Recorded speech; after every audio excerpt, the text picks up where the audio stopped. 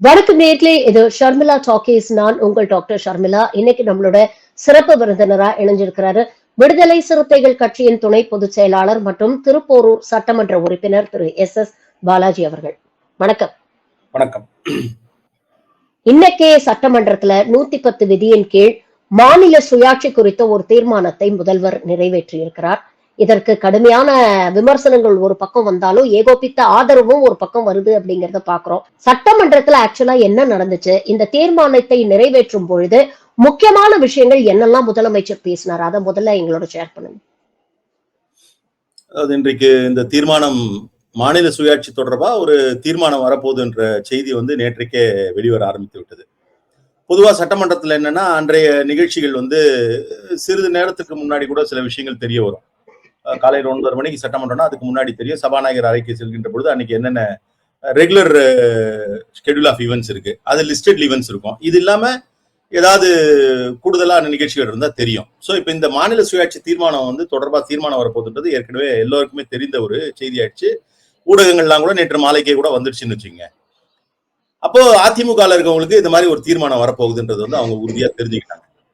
ஏற்கனவே என்னன்னா, அதிமுக ஒரு நிலைப்பாடு எடுத்திருந்தாங்க. பிஜேபியோட டோட்டலா டிஸ்டன்ஸ் பண்ணியிருக்க மாதிரியான ஒரு சூழலை அவங்க வெளிப்படுத்தும் பொழுது நாமெல்லாம் அப்பயே சொன்னோம், இது பொய் தான், அவங்க எப்படி சேர்ந்துப்பாங்கன்னு. ஆனா அதை மெய் அப்படின்றத ப்ரூவ் பண்ணுன்றதுக்காக என்ன பண்ணாங்கன்னா, தமிழ்நாடு மாநிலத்தினுடைய உரிமைகள் சார்ந்த பிரச்சனைகள்ல திமுக கொண்டு வரக்கூடிய தீர்மானங்கள்ல எல்லாம் அவங்க சப்போர்ட் பண்ணாங்க. நம்ம டீலிமிட்டேஷனுக்கு கூட அவங்க கலந்துக்கிட்டாங்க. அப்புறம் வெளியில வேற மாதிரி பேசினாரு திரு ஜெயக்குமார் அவர்கள். ஆனா ஒரு இன் பிரின்சிபல் சப்போர்ட் பண்ணாங்க. எது சப்போர்ட் பண்ணுமோ அதை சப்போர்ட் பண்ண. கடந்த காலத்துல நீட்டு கூட அவங்க ஆதரவு தெரிவிச்சாங்க. ஆனா பிஜேபியோட கூட்டணி உறுதியான பிறகு நீங்க பாத்தீங்கன்னா, நாம நீட்டுக்கான ஒரு கூட்டத்தை கூட்டினோம், அதை புறக்கணிச்சுட்டாங்க. பிஜேபியை அவங்க மகிழ்ச்சி படுத்தணும், இல்ல அவங்களோட இருக்கிறோன்றத அவங்களுக்கு சேவகம் பண்ணுன்ற மாதிரி ஒரு மனநிலைக்கு வந்துட்டாங்க. அடுத்து இன்னைக்கு இந்த தீர்மானம், மாநில சுயாட்சி தீர்மானம் வரப்போகுதுன்னும் போது, இன்றைக்கு மாநில சுயாட்சி தீர்மானம் வந்ததுன்னா இது உண்மையிலேயே பாரதிய ஜனதா கட்சி இதை அரசியலா பார்த்தாங்கன்னா இதை அவங்களுமே வரவேற்பாங்க. ஏன்னா கடந்த காலங்களில் மோடியே மாநில சுயாட்சி தொடர்பாக பேசியிருக்காரு. ஆனா நாம எல்லோருமே புரிந்து கொண்டதன் அடிப்படையில் இல்ல உண்மையான நிலையும் கூட பாரதிய ஜனதா கட்சி என்பது முழுக்க முழுக்க அரசமைப்பு சட்டத்திற்கு எதிராக இயங்குற ஒரு கட்சியா இருக்கிறது. இல்ல அவங்க இயக்கக்கூடிய RSS சித்தாந்தம் அப்படி. அப்ப பிஜேபியை ப்ளீஸ் பண்ணணும்னு இவங்க முடிவு பண்ணிட்டாங்க. முடிவு பண்ணிட்டு என்ன பண்றாங்க, சட்டமன்றத்துக்கு காலையிலேயே சபாநாயகர் அறையில அவங்க ஒரு சில விஷயங்களை எழுப்பணும்னு சொல்லி கேட்டாங்க. மரபு என்னன்னா, நீங்க 0 ஹவர்ன்றது கொஸ்டின் ஹவருக்கும் அடுத்த அவையினுடைய நார்மல் பிசினஸ் இருக்கு இல்லையா, லிஸ்டட் அவுட், இது இடையில இருக்கக்கூடியதுதான் 0 ஹவர். அப்பதான் இந்த மாதிரியான பிரச்சனைகளை எழுப்புவோம். ஆனா எழுப்பணும்னா உடனே அங்க எழுப்ப முடியாது. ப்ரேயரா சபாநாயகர் இடத்துல சொல்லணும். அப்ப சபாநாயகர் அறையில இவங்க சொல்றதுக்கு தான் நானும் அப்ப இருந்தேன். அப்ப இவங்க 1-2 விஷயங்கள் சொல்லும் பொழுது சபாநாயகர் சொல்றாரு, இதெல்லாம் எடுத்துக்க முடியாது, இன்னைக்கு தீர்மானம் வருகிறது, இன்னும் 2 லிஸ்டட் அவுட் கவன ஈர்ப்பு இருக்கு, விஜயபாஸ்கர் அவர்கள் கொண்டு வந்த ஒரு லிஸ்டட் அவுட் கவன ஈர்ப்பு இருக்கு, இன்னொரு சட்டமன்ற உறுப்பினர் கொண்டு வந்திருக்கு அப்படின்லாம் சொல்றாரு. சோ சபாநாயகர் கேட்டகரிக்கலா இதை ரைஸ் பண்ணக்கூடாதுன்னு சொல்லிட்டாரு. மாநில சுயாட்சி தீர்மானம் வருதுன்னு சொல்லியாச்சு. அதிமுக உறுப்பினர்களை பொறுத்த வரைக்கும் ஒரு 2 விஷயம் கிளியர் கட்டா தெரியும். ஒண்ணு, இதை ரைஸ் பண்ணக்கூடாதுன்னு சொல்லிட்டாரு சபாநாயகர். 2வது விஷயம், இவங்களுக்கு ஏற்கனவே முன்கூட்டியே தெரியும் மாநில சுயாட்சி தொடர்பான தீர்மானம் வருது. பாரதிய ஜனதா கட்சி எப்படியும் அதுல வெளிநடப்பு பண்ணணும்னு அவங்களுக்கு தெரியும். இத இவங்க, எனக்கு என்ன வருத்தம், இல்ல முதலமைச்சர் கூட அதை வெளிப்படுத்தினாரு, என்னன்னா இவங்க திமுக கூட எதிர்க்கட்டும், அது அவங்களுடைய பொலிட்டிக்கல் நிலைப்பாடு. ஆனா அண்ணா திமுக அண்ணா பேரை வச்சுக்கிட்டு அண்ணாவினுடைய உயிர்நாடி கொள்கை, அண்ணாவுடைய உயிர் மூச்சு கொள்கை, நீங்க திமுகவினுடைய 50 முழக்கங்கள் கூட ஒரு படிப்படியா கலைஞர் 5 முழக்கம் சொன்னாரு. அண்ணா வழியில் அயராது உழைப்போம், ஆதிக்கமற்ற சமுதாயம் அமைத்தே தீர்வோம், இந்தி திணிப்பை என்றும் எதிர்ப்போம், வன்முறை தவிர்த்து வறுமையை ஒழிப்போம், நிறைவா மாநில சுயாட்சி, மத்தியில் கூட்டாட்சினாரு. இது அண்ணா வழியில் அயராது உழைப்போன்றதும் மாநில சுயாட்சி தான், அதான் அண்ணாவோட வழி. நீங்க இந்தி திணிப்பை என்றும் எதிர்ப்போம்ன்றதும் மாநில சுயாட்சி தான். வன்முறை தவிர்த்து வறுமையை வெல்லுவோன்றதும் மாநிலத்துக்கான உரிமைகள் இருந்தா தான் நம்ம வறுமையை வெல்ல முடியும். இது எல்லாத்துக்கும் அடிப்படை தான் இந்த மாநில சுயாட்சி. அண்ணா பேரை வச்சுட்டு இவங்க உள்ளபடியே பொலிட்டிக்கலா அவங்க இதை அப்ரோச் பண்ணியிருந்தாங்க. ரொம்ப முக்கியமான விஷயம், பாரதிய ஜனதா கட்சி எதிர்க்க போதுன்னு எல்லாருக்கும் தெரியும். அவங்க கூட கருத்தை பதிவு பண்ணிட்டு வெளிநடப்பு செஞ்சாங்க. நீங்க என்ன பண்ணிருக்கலாம், இந்த விஷயத்துல எம்ஜிஆர் அவர்கள் தென் மாநில முதல்வர்கள் மாநாட்டை கூட்டியிருக்காரு சென்னையில. அன்றைக்கு வந்து அதுல வந்து சென்னாரெட்டி கலந்துக்கிட்டாரு, தேவராஜர்ஸ் கலந்துக்கிட்டாரு, புதுச்சேரியில டி ராமச்சந்திரன் கலந்துக்கிட்டாரு, அப்புறம் வந்து இன்னொரு ஏகே அந்தோனி கலந்துக்கிட்டாரு நினைக்கிறேன். இது மாதிரி ஒரு 2 அன்றைக்கு இருந்த தென் மாநில முதல்வர்கள். அதுல வந்து மாநில உரிமைகள் பற்றி பேசினார் எம்ஜிஆர். ராமகிருஷ்ண ஹெக்டே பெங்களூர்ல கூட்டினாரு, அதுல போய் கலந்துக்கிட்டாரு. அதுலயும் வந்து மாநில உரிமைகள் பேசியிருக்காரு. பல முறை இந்திரா காந்தி இருக்கும் பொழுதும் மாநிலத்துக்கான உரிமையை குரல் எழுப்பினாரு. ஜெயலலிதா அம்மையார் காவிரி நதிநீர் பிரச்சனைக்காக ஒன்றிய காங்கிரஸ் அரசை வந்து கடுமையா எதிர்த்து சென்னையில மெரினால உண்ணாவிரதம் இருந்தாங்க. இப்படியெல்லாம் இவர்களுடைய தலைவர்கள் இருந்த பொழுது அதுதான் முதலமைச்சர் சொன்னாரு. எம்ஜிஆர் அவர்கள் மீதும் ஜெயலலிதா அம்மையார் மீதும் அரசியல் ரீதியான மாறுபட்ட கருத்துக்கள் இருந்தாலும் கூட இது போன்ற நிலைப்பாடுகள் வருகின்ற பொழுது அவங்க உறுதியா இருந்தாங்கன்னு. ஆனா நீங்க அவங்க பேரெல்லாம் சொல்லிட்டு பிஜேபி கூட சபையில பதிவு பண்ணிட்டு தான் வெளிநடப்பு பண்ணாங்க. நீங்க தாராளமா பொலிட்டிக்கலான கருத்துக்கள் சொல்லிருக்கலாம், இன்னும் கூட ஒரு படி மேல போய் சொல்லிருக்கலாம். அந்த காலத்துல வந்து நம்ம மாநில சுயாட்சி யாரு எதிர்த்து இல்ல வந்து எந்த கவர்மெண்ட் எதிர்த்து கேட்டோம்? காங்கிரஸ் கவர்மெண்ட் எதிர்த்து கேட்டோம். இன்னைக்கு காங்கிரஸ்க்கு எதிராக இருக்கீங்க நீங்க, அதை கூட பதிவு பண்ணலாம் ஒரு பொலிட்டிக்கலா. இந்த மாதிரி எதுவுமே பண்ணாம கோழைத்தனமா, கோழைத்தனம் என்பதை விட அடிமைத்தனமா இன்னைக்கு எஸ்கேப் ஆகி ஓடுறாங்க வெளியில. இது வந்து உள்ளபடியே அதிமுக ஏற்கனவே பிஜேபியினுடைய கூட்டணின்னு எடுத்த முடிவுல தொண்டர்கள் ஏற்கனவே தோண்டு போயிருக்காங்க, அவங்க கட்சி தொண்டர்கள். இந்த மாதிரியான அணுகுமுறை என்பது அதிமுக சுத்தமா ஒழித்து விடும் என்பதை பார்த்தா அது ஒரு பக்கம். முதலமைச்சர் வந்து இந்த பின்னணியை பத்தி விரிவா சொன்னார். இது இன்னொரு இன்சிடென்ட் என்னன்னா, அது ஒரு இன்சிடென்ட் எல்லாம் ஒண்ணு என்ன நடந்ததுன்னா, கலைஞர் அவர்கள் வந்து 74ல தீர்மானம் போட்டது வந்து 16/4/1974, இன்றைக்கு 15, ஒரு நாள் முன்னாடி, கிட்டத்தட்ட இதே ஏப்ரல் மாசம் தான். அதெல்லாம் சொல்லி என்ன பண்ணார்னா, இந்த ஒவ்வொரு பிரச்சனையா மாநிலத்தில் எழக்கூடிய பிரச்சனை, நிதி பகிர்வா இருக்கட்டும், நீட்டா இருக்கட்டும், இல்ல வந்து கச்சத்தீவா இருக்கட்டும், எல்லாவற்றுக்கும் அடிப்படையா இருப்பது மாநில சுயாட்சி தான் என்பதை சொன்னார். இதுல ஒரு இன்னொரு விஷயத்தை நான் சொல்லியே ஆகணும்.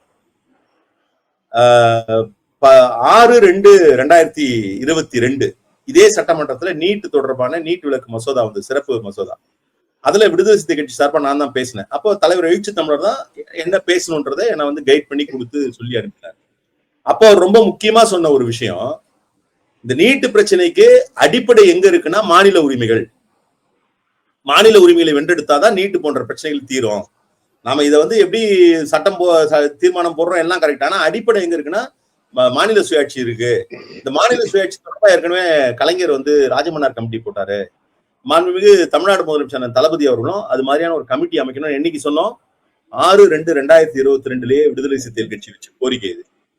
தலைவர் எழுச்சி தமிழர் அன்னைக்கே வந்து இதை நோக்கி வந்து ஒரு நகர்வை செய்திருக்கிறார். இன்றைக்கு அது நடந்திருக்கிறது. இன்றைக்கு வந்து மிக விளக்கமா சொல்லி இன்னைக்கு ஒரு கான்ஸ்டியூட் பண்ணி, அதுல இன்னொரு விஷயம் என்னன்னா, ரொம்ப நுட்பமான விஷயம். அதுல இருக்கக்கூடிய 3 தலைவர் உள்ளிட்ட 2 உறுப்பினர்கள் 3 வெவ்வேறு மாநிலத்தை சார்ந்தவர்களாக இருக்கிறார். கேரளாவை சேர்ந்த ஒரு தலைவராக இருக்காரு, உறுப்பினர்களா கர்நாடகத்தை சார்ந்தவரும் தமிழ்நாட்டை சார்ந்தவரும் இருக்கிறார்கள். இது ஒரு கன்சென்சஸ், ஒரு நல்ல ஒரு அமைப்பாக வந்து இதை உருவாக்கி கொடுத்திருக்கு. இப்போ 51 வருஷத்துக்கு அப்புறம் மறுபடியும் மாநில சுயாட்சி குறித்து ஒரு தீர்மானத்தை நிறைவேற்றிருக்கீங்க. அன்னைக்கு கலைஞர் ஆட்சி காலத்துல பாத்தீங்கன்னா இந்திரா காந்தி ஒரு தனி மெஜாரிட்டியோட ஒரு ஆட்சி அமைச்சிருந்தாங்க. சோ எப்பவுமே ஒரு மெஜாரிட்டியோட இருக்கக்கூடிய ஒரு ஒன்றிய அரசுக்கு வந்து தான் நினைக்கிறது நடக்கணும் அப்படிங்கிற ஒரு பிடிவாதம் இருக்கும். அதுக்கப்புறம் இடைப்பட்ட காலத்துல எல்லாம் ஒரு கூட்டணி ஆட்சி தான் இருந்தது. இப்ப மறுபடியும் ஒரு 10 வருஷமா பாத்தீங்கன்னா ஒரு தனிப்பெரும்பான்மையோட பாஜக ஆட்சி ஒன்றியத்துல அமைஞ்சிருக்கு அப்படின்னு பாக்குறோம். இதுதான் காரணமா இது போன்ற ஒரு நிலைக்கு வந்து மாநிலங்களை தள்ளுறது? இன்னைக்கு ஒரு மாநில சுயாட்சி தீர்மானத்தை முதல்வர் நிறைவேற்றி இருக்கிறதுக்கு இதுவும் ஒரு காரணம்னு நினைக்கிறீங்களா? எந்த வகையில எல்லாம் ஒன்றிய அரசு வந்து நமக்கு அழுத்தம் கொடுத்துட்டு இருக்கு? முதல்ல ஒண்ணு புரிஞ்சுக்கணும், அது அரசியல் ரீதியா பல்வேறு இயக்கங்கள், பல்வேறு கோரிக்கைகள் அல்லது வந்து பல்வேறு முழக்கங்களை முன் வச்சு ஒரு அஜெண்டாவை முன் வச்சு நகருவாங்க. இந்த அஜெண்டாவை முன் வச்சு நகரும் பொழுது அதற்கான நகர்வுகள் அல்லது வந்து ஆக்டிவிட்டிஸ் வந்து சிச்சுவேஷனை பொறுத்து இருக்கு, சூழல்களை பொறுத்து தான் நீங்க வந்து அதை முன்னெடுக்க முடியும். அது எதுவா வேணா இருக்கலாம். இப்ப நீங்க வந்து பாரதிய ஜனதா கட்சி கூட ரொம்ப நாளா வந்து ராமர் கோயில் கட்டணும்னாங்க, அது அவங்களுடைய ஒரு இதுவா இருந்தது. அது எப்ப செய்ய முடியுமோ அப்ப செய்யணுன்ற மாதிரியான ஒரு நகர்வுகள் வேகமா நடத்துறாங்க. இது எல்லாருக்குமே பொருந்தும். இது ஒன்று. இரண்டாவது, இப்ப நீங்க சமீபத்தில் வந்து உச்சநீதிமன்றம் கொடுத்த தீர்ப்புல கூட ரொம்ப அழகா வந்து ஒரு விஷயத்தை நிறைவா சொல்லும் போது சொன்னாங்க, நல்ல கான்ஸ்டியூஷனா இருந்தா கூட மோசமானவங்க கையில கிடைச்சதுன்னா மோசமான கான்ஸ்டியூஷன் ஆயிடும். ஒரு மோசமான கான்ஸ்டியூஷன் கூட நல்லவங்க கையில கிடைச்சதுன்னா நல்ல கான்ஸ்டியூஷன் ஆயிடும். நம்மளது நல்ல கான்ஸ்டியூஷன். ஆனா அது வந்து யார் கையில கிடைச்சிருக்குன்றது ஒரு கொஸ்டின் ஆயிடுது ஒண்ணு. இன்னொன்னு, இந்த தேசிய அளவில் இருக்கக்கூடிய கட்சிகள் வந்து தேசிய அளவுல இருக்கக்கூடிய தலைமைகள் வந்து அங்க இருக்கக்கூடிய நலனை முன்னிறுத்தி தான், அது காங்கிரஸா இருந்தாலும் பொருந்தும், பாரதிய ஜனதா கட்சியா இருந்தாலும் பொருந்தும், அங்க இருக்கிற நலனை முன்னிறுத்தி தான் முடிவுகள் எடுக்கிறாங்க. இல்ல ரொம்ப லாஜிக்கலா அண்ணா ரொம்ப அழகா சொன்னாரு. ஒன்றியத்துக்கான வலிமை எங்கிருந்து வருது? ஸ்ட்ரென்த் ஆஃப் தி யூனியன் எங்கிருந்து வருது? From the states. தனியா ஒன்னும் யூனியனுக்கு ஸ்ட்ரென்த் கிடையாது. ஸ்ட்ரென்த் வரக்கூடிய ஸ்டேட்ஸை நீ வீக்கன் பண்ணா நீ எப்படி ஸ்ட்ரென்த் ஆவ? This was a logical question put by அண்ணா. மாநிலங்களால உனக்கு வலிமை வருது, அந்த மாநிலத்தை நீ வலுவிழக்க செஞ்சா உனக்கு எப்படி வலிமை வரும்? இதை புரிஞ்சுக்கணும். ஆனா இதை வந்து ஒன்றியத்தில் இருக்கக்கூடிய காங்கிரஸா இருந்தாலும் பிஜேபி இருந்தாலும் புரிஞ்சுக்காம இருந்தாங்க. ஒண்ணு. ரெண்டாவது, இது போன்ற திருத்தங்கள் கொண்டு வரணும்னா பார்லிமெண்ட்ல 2/3 மெஜாரிட்டி வேணும். உங்களுக்கு தெரியும், 2/3 மெஜாரிட்டி இருக்கக்கூடிய ஒரு ஒன்றிய அரசு காங்கிரஸா இருந்தாலும் பிஜேபியா வரும்பொழுது என்ன நினைக்கிறாங்கன்னா, அவங்க வந்து அந்த சென்டர் பாயிண்ட் ஆஃப் வியூல இருந்து தான் வந்து அதை வியூ பண்றாங்க. அதனால அவங்க வந்து மாநில உரிமைகள் பற்றி வந்து ஒரு முடிவு எடுக்க மாட்டாங்க, இல்ல அதற்கு இணக்கமா போக மாட்டாங்க. சரி, மாநில அரசுகள் பங்கு பெறக்கூடிய கூட்டணி ஆட்சி வரும்பொழுது என்ன ஆகுதுன்னா, அவங்களுக்கு 2/3 மெஜாரிட்டி இல்லை என்பது ஒரு புறம், இதுலயே மாறுபட்ட கருத்துக்கள் சில மாநில கட்சிகள் இருக்குன்றது ரெண்டாவது புறம். மூணாவது புறம், பல நேரங்கள்ல இந்த முடக்கத்துக்கு வேலையே இல்லாம போயிடுது. ஏன்னா அப்படி அமையிற கவர்மெண்ட் வந்து இயல்பாவே மாநில அரசினுடைய கோரிக்கைகளுக்கு செவிசாய்க்கிற அரசாயிடுது. இதுதான் நம்ம புரிஞ்சுக்கணும். அப்ப இந்த ரெண்டு சிச்சுவேஷன் தான் மாறி மாறி வந்துட்டு இருக்கு. அப்ப ஏன் இப்ப இந்த தீர்மானம் அப்படின்னா, இது ஒரு ஒரு ஒரு இப்ப எப்படி ராஜமன்னார் கமிட்டியை பத்தி இன்னைக்கு பேசிட்டு இருக்கோம். எப்ப போட்ட ராஜமன்னார் கமிட்டி? 70 முன்னாடி 60 எண்டுல போட்ட ராஜமன்னார் கமிட்டி 74ல டேபிள் பண்றாங்க. இன்னைக்கு வந்து சர்க்காரியா கமிட்டியை பத்தி பேசுறோம், 80களில் போட்ட சர்க்காரியா கமிட்டி பத்தி பேசுறோம். ஒரு 50 வருஷத்துக்கு முன்னாடி போட்ட கமிட்டி இன்னைக்கு ஒரு ரிலவெண்டா பேசுறோம். அப்போ இந்த ஒரு டிபேட் வந்து உருவாகிட்டே இருக்கும். இப்ப இதையெல்லாம் வந்து கருத்தில் கொண்டு இதை கான்ஸ்டியூட் பண்ணிருக்காரு. ஒண்ணு. இன்னொன்னு, இன்னைக்கு இருக்கக்கூடிய சூழல், இன்னைக்கு இருக்கக்கூடிய அமைப்பு, நீங்க கடந்த காலங்களை விட இன்னைக்கு வந்து எல்லாமே வந்து ரொம்ப வெளிப்படையா தெரியக்கூடிய நிலையில இருக்கு. எல்லாரும் டிஸ்கஷன் வந்து ஒரு பெரிய ஃபோரம் ஆயிடுது. முன்னாடி எல்லாம் வந்து ஒரு குறிப்பிட்ட மக்கள் மட்டுமே அரசியல் ரீதியான கருத்துக்களை, விவாதங்களை முன்னெடுக்கக்கூடிய நிலை மாதிரி இன்னைக்கு எல்லாருக்குமே எல்லாத்தையும் டிஸ்கஸ் பண்ணக்கூடிய ஒரு ஓபன் பிளாட்ஃபார்ம் வந்துடுச்சு. இந்த ஒரு இரால, இந்த ஒரு என்ன சொல்றது, இணைய இரால இப்ப இந்த டிஸ்கஷன்ஸ் வந்து பவர்ஃபுல்லா ஆகிறதுக்கான வாய்ப்பு இருக்கு. ஒண்ணு. சமீபத்தில் நடந்திருக்கக்கூடிய நிகழ்வுகள், இப்போ வந்து கவர்னர் கையெழுத்து போடலன்னும் போது என்ன குதி குச்சாங்க, என்ன பேச்சு பேசினாங்க. அப்படிதான் நானு போட மாட்டாரு, என்ன பண்ணுவீங்கன்னாங்க. ஆனா எல்லாத்துக்கும் ஒரு இயற்கைக்கும் கூட ஒரு பொறுமை உண்டு. இவங்க பண்ண அட்டகாசத்தை இயற்கையை பொறுக்காம உச்சநீதிமன்றத்துல வந்து உங்களுக்கு வந்து ஒரு தீர்ப்பு வந்து நியாயமான தீர்ப்பு வந்துச்சு. அப்ப இப்ப இதை பத்தி எல்லாம் நம்ம பேசக்கூடிய ஒரு ரிலவன்ஸ் வருது. அப்ப இந்த தருணத்துல இந்த மாதிரி ஒரு கமிட்டி வேணும்ன்றதுதான் வந்து நமக்கு இருக்கிறது. அந்த கமிட்டியை கான்ஸ்டியூட் பண்ணிருக்காரு. எனக்கு வந்து ராகுல் காந்தி ரொம்ப நாள் முன்னால சொன்ன ஒரு விஷயம் தான் ஞாபகத்துக்கு வருது. இது வெறும் ஒரு பொலிட்டிக்கல் வார் கிடையாது, இது ஒரு ஐடியாலஜிக்கல் வார், அரசியல் போர் இல்ல, கருத்தியல் போரும் இதில் இணைந்திருக்கிறது அப்படின்னு ஒரு விஷயத்த சொன்னாரு. இன்னைக்கு அப்படிப்பட்ட ஒரு கருத்தியல் போரை தான் முதலமைச்சர் வந்து கையில எடுத்திருக்கிறாரோ அப்படின்னு தோணுது. தொடர்ந்து மொழி பிரச்சனைகளை பற்றி பேசுறாரு, தேசிய கல்விக் கொள்கையை திணிப்பதை பற்றி பேசுறாரு, இந்தி திணிப்பை பத்தி பேசுறாரு, மாநில தொகுதி வரையறையை பத்தி பேசுறாரு. அப்புறம் இப்ப வந்து மாநில சுயாட்சியை பத்தி தொடர்ந்து பேசிக்கிட்டு இருக்கிறாரு. இப்ப ஒரு ஸ்டேஜ் என்ன வந்துருச்சுன்னா, காங்கிரஸ் முக்து பாரத் அப்படின்னு பேசிட்டு இருந்த பிஜேபி டிஎம்கே முக்து தமிழ்நாடை எப்படியாவது உருவாக்கணும் அப்படிங்கிற ஒரு தீவிர முயற்சியில இறங்கிட்டாங்களோன்னு தோணுது. அதனுடைய ஒரு ரியாக்ஷன் இப்ப இந்த சுப்ரீம் கோர்ட் தீர்ப்பு வந்தது இல்லையா ஆளுநருக்கு எதிரா, உடனே 2 நாள்ல பாத்தீங்கன்னா அமித்ஷா இங்க வராரு, அவசர அவசரமா எடப்பாடிக்கு அவ்வளவு பிரஷர் போடுறாங்க, ஒரு கூட்டணியை ஃபார்ம் பண்ணி அதுல அறிவிச்சு அதுல கூட்டணி ஆட்சி அப்படிங்கிற விஷயத்தையும் வந்து பதிவு பண்ணிட்டு போறாங்க. இதெல்லாம் எப்படி பாக்குறது? முதலமைச்சருடைய செயல்பாடு இன்னைக்கு வந்து மற்ற மாநிலங்கள்ல ரிஃப்ளெக்ட் ஆக ஆரம்பிக்கிறது. இவர் மொழி திணிப்பை பத்தி பேசினா மற்ற மாநிலங்கள்ல பேசுறாங்க, இவர் டீலிமிட்டேஷனை பத்தி பேசினா மற்ற மாநிலங்கள்ல பேசுறாங்க. இப்ப மாநில சுயாட்சி அப்படிங்கிற ஒரு பந்தை தூக்கி பாஜக கோர்ட்ல வீசி இருக்கிறாரு. இது கண்டிப்பா மற்ற மாநிலங்கள் எதிரொலிக்கும் அப்படின்னு நாம எதிர்பார்க்கலாம். பாஜக பயப்படுறாங்கன்னு நினைக்கிறீங்களா? இதை எப்படி எதிர்கொள்ள போறாங்க? அதாவது கடந்த காலங்கள்ல இது மாதிரி வந்து ஒரு யூனிஃபை பண்ணக்கூடிய ஒரு ஃபோர்ஸா வந்து சில மாநிலங்கள்ல இருந்து தலைவர்கள் எழுந்தாங்க. குறிப்பா கலைஞர் கூட எழுந்தார். அவர்கள் எழுந்த பொழுது ஒன்றிய அரசை எதிர்த்து இவங்க வந்து எல்லாமே பண்ணாங்க. ஆனா எந்த ஒரு சிங்கிள் பாயிண்ட்லயும் வந்து ஒன்றிய அரசே வந்து மிரளக்கூடிய அளவிற்கான ஒரு வெற்றியை பெற முடியாத நிலை இருந்தது. அவங்களோட முயற்சிகளை வந்து நான் வந்து குறைச்சி மதிப்பிடல, அவங்களுடைய ஆளுமையை குறைச்சி மதிப்பிடல, இல்ல வந்து அவங்களுடைய அந்த ஸ்ட்ரென்த்தை வந்து நான் குறைச்சி மதிப்பிடல. ஆனா நம்முடைய முதலமைச்சர் அவர்கள் அதுவும் எந்த எதிரியை வந்துனா இவங்களை வீழ்த்தவே முடியாது, இவங்களை சாய்க்கவே முடியாது, இவங்களை ஒண்ணுமே பண்ண முடியாதுன்னு ஃபர்ஸ்டே ஒரு ஷேக் பண்ணிட்டோம். 400 வருவாங்க, 450 வருவாங்கன்றத வந்து இந்தியா கூட்டணி மூலமா வந்து அதற்கு முக்கிய காரணம் வந்து இங்க வந்து விடுதலை கட்சி தலைவரான எழுச்சி தமிழ் அந்த கருத்தாக்கத்தை உருவாக்கினார். அது தலைமை தாங்கக்கூடிய வலிமை வந்து முதலமைச்சருக்கு இருந்து தலைமை தாங்கினாரு. இந்தியா கூட்டணி மூலம் அவங்க வந்து மைனாரிட்டி கவர்மெண்ட் ஆகும். இப்ப இன்னைக்கு வந்து தலகால் புரியாம இவங்க ஆடிட்டு இருந்தாங்க இந்த கவர்னரை வச்சுட்டு. இப்ப இவங்க இவ்வளவு பேசுறாங்களே இந்த பிஜேபி எல்லாம், இது வரைக்கும் கடந்த காலங்கள்ல பொலிட்டிக்கலா ஒரு சின்ன விஷயம் நடந்ததுன்னா கூட தார்மீக அடிப்படையில விலகுவாங்க. அதுக்கு இவங்க ரெஸ்பான்சிபிளா இருக்க மாட்டாங்க. ஒரு மாரல் ரெஸ்பான்சிபிலிட்டி எடுத்துப்பாங்க. இது மாரல் ரெஸ்பான்சிபிலிட்டி இல்ல. he has been charged. the governor has been charged by the supreme court. உன்னை குற்றம் சொல்லிட்டாங்க. இப்போ கூட வந்து கொஞ்சம் கூட சூடு சோர்னே இல்லாம இன்னும் கூட அந்த பதவியில வந்து ஒட்டிட்டு இருக்காரு. இல்ல வந்து அதுக்கு வந்து பிஜேபி வந்து ஒத்து போறாங்கன்றது ரொம்ப ஒரு ஹார்டான ஒரு ஃபேக்டா பாக்குறாங்க. கண்டிப்பா பிஜேபி வந்து இன்னைக்கு மிரண்டி போயிருக்காங்கன்றதுல எந்த விதமான மாற்று கருத்து இருக்க முடியாது. இவருடைய நகர்வுகள்ல வந்து மிரண்டு போயிருக்காங்க. இப்ப இன்னைக்கு இவருடைய நகர்வுகள் வந்து வெறுமனே இவர் பின்னாடி ரேலி பண்றது வந்து ஒரு பொலிட்டிக்கல் ரைவல்ரி இருக்கும். இப்ப நீங்க கடந்த காலங்கள்ல பொலிட்டிக்கல் ரைவல்ரி இருக்கும்.